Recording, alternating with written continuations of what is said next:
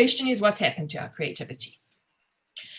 Because we all think, some of us I think that we still have our creativity, or, why aren't we as creative? Why are they making creativity a top skill? Why is it something that we have to learn? And it comes from a story, let's look at a story from Professor George Land, who was a consultant to NASA in the 1970s. And they asked him to create a creativity test. He was one of the experts in creativity at the time. And they wanted to test the creativity of the engineers and the astronauts and the scientists of NASA. And he did this, and it actually proved to be quite successful. So in terms of that, he decided, hold on, I think I'm going to run a longitudinal study. And he gave that same test that he gave to the NASA astronauts or engineers and so on to 5-year-old kids. And they scored a 98% creativity genius level. He retested those same kids again when they were when they were 10 years old, and their score had dropped to 30%. Again, at 15, he retested those kids, and that score had dropped to 12. And basically, as adults, the same test, and they scored a 2%. And that is quite frightening, that most of us, and I've tested this, so it isn't a matter of that it's so low, or this was in the 1970s. It has not changed, because I've run certain tests and assessments with people, especially in corporates and organizations and entrepreneurs, and I can tell you it sits between 2 to 5% creativity genius level.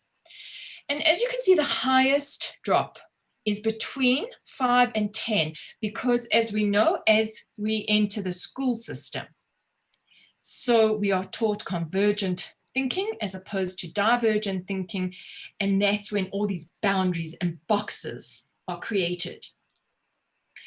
So what he concluded, and what many different experts in this area have concluded, is that non-creative behavior is learned. Or schools are where we learn non-creative behavior. And this is now where we are. We are boxed. We are boxed in terms of our work and our lives, in everything that we are doing. We have become boxed. And a few months ago, actually last year, I was at a school, and the one teacher said to me, how do we make these kids more creative in their writing? And I said to her, look what you do. You tell them how to write, what to write with, what's the topic. You tell them how long it must be.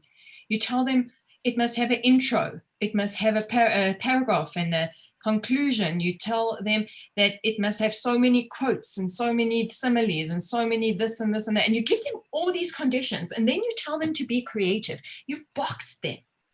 So their creativity is so limited in what they can actually do. And it's not different in the work situation, where we arrive at work, we're told what time we need to start, ideally how we need to dress, how our output of our work must be, how we must behave in terms of cultural norms, and so on. And at the end of the day, this is where we are at. We are currently boxed. And the skill of creativity and learning is actually how to get out of this box. So in this image, talking about boxes, and this is taken from a book by Alan Inney, who's a Boston Consulting Group consultant, where he talks about the real essence of what does it mean to be boxed.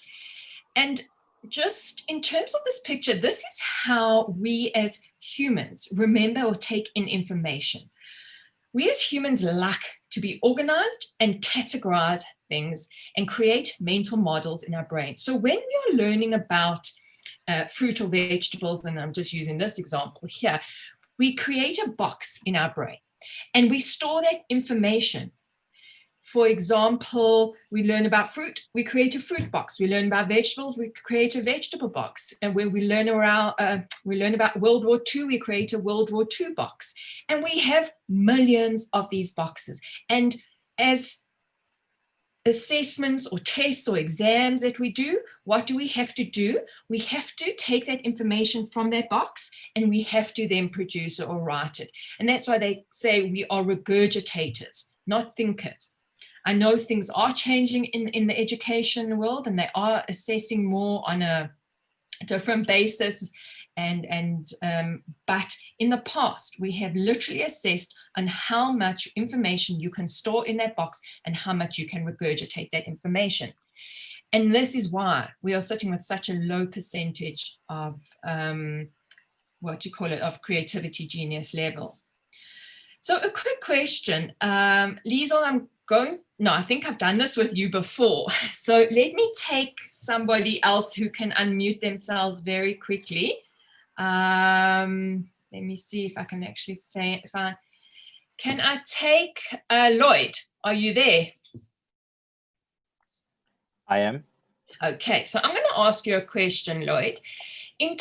Just in a matter of 30 seconds, just name me as many types of birds as possible.